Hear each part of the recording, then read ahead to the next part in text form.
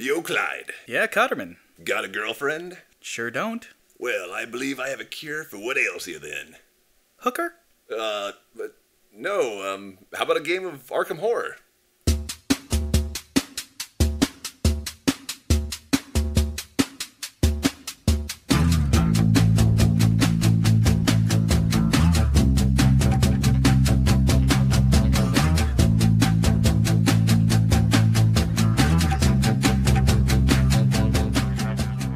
Arkham Horror, published by Fantasy Flight Games, is the ultimate experience in Lovecraftian horror.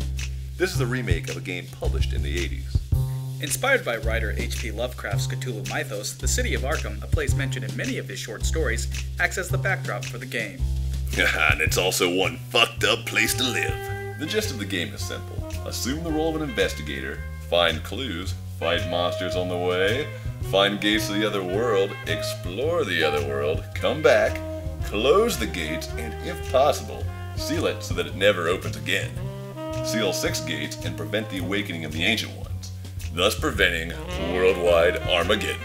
If too many portals are left open, or if too many monsters begin to terrorize the town, one of the 7 ancient ones appear in Arkham to harbor its destruction. The investigators have an opportunity to battle the ancient one, but this isn't easy and sometimes undesirable. This game has a lot of accessories to it. You've got common item cards like guns, cigarettes, and whiskey. You know, stuff needed to fight monsters. Rare item cards like the Lamp of Alahazred, Power of Ivan Gehazi, and the Catulet des... a bunch of unpronounceable items needed to fight monsters. There's cards for Arkham encounters, For all the fucked up shit that happens in Arkham. cards for otherworld encounters, For all the fucked up shit that happens in the other world. and mythos cards. For all the fucked up shit that kind of happens in general. Each of the investigators are represented by an in-depth character card. Each character has a prelude story to the game. It tells you what's been going on and how fucked up the character's life was before they came to this fucked up town. On the front, it tells you how much stamina and sanity you possess. You either die or lose your mind. And then there's a set of skills that you can adjust ranks during certain points of the game. For example, if you want your investigator to move faster, then you sacrifice your ability to sneak past things and vice versa.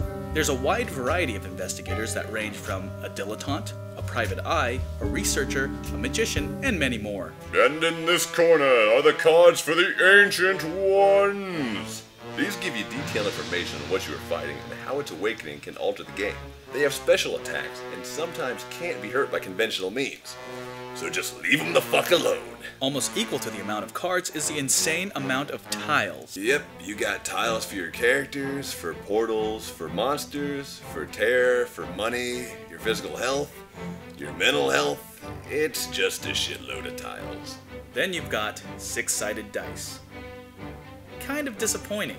You got all these pieces of the game, and in the end they give you normal D6s? I would have half expected D10s, D12s, D20s. But instead it's all about the classic bones. This is a really big game with a lot of big rules. The average non-gamer will probably get intimidated by the amount of pieces there are to this game. If you're a person who thinks Monopoly has too many pieces, then this is going to be an absolute nightmare. For avid gamers and horror fans alike, this is a game that is really going to appeal to them. When played correctly, Arkham Horror simulates an incredible horror experience. But sometimes it's really hard to understand all the little rules. That's why it's always good to develop a little thing we call house rules. Okay, now, before you start pointing fingers and saying, hey, that's cheating, listen to me for a minute. The game's only goal is to be fun, and if you're into games that are fun, then you should make more of an effort to make it fun. Don't be the person who comes by and tells everyone not to have fun and lecture about how the rules should be followed to a T. This is Arkham Horror, not chess.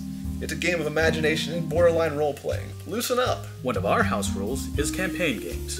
Basically, it's a concept that at the end of the game, whatever skills, money, item cards, or anything obtained in one session is transferred to the next session as long as you play the same character. If you get bored with playing that one character, change it and start a new campaign. This is a very unconventional game. The game doesn't end with a definite winner or loser. But according to the rules, if you kill a lot of monsters and close a lot of gates, then you do get the prestigious Arkham First Citizen Award, But it's not like anyone will care afterwards. There are really only 2 groups in competition with each other. You and the board. If you win, you save the imaginary city of Arkham. If the board wins, you have to commit suicide in real life.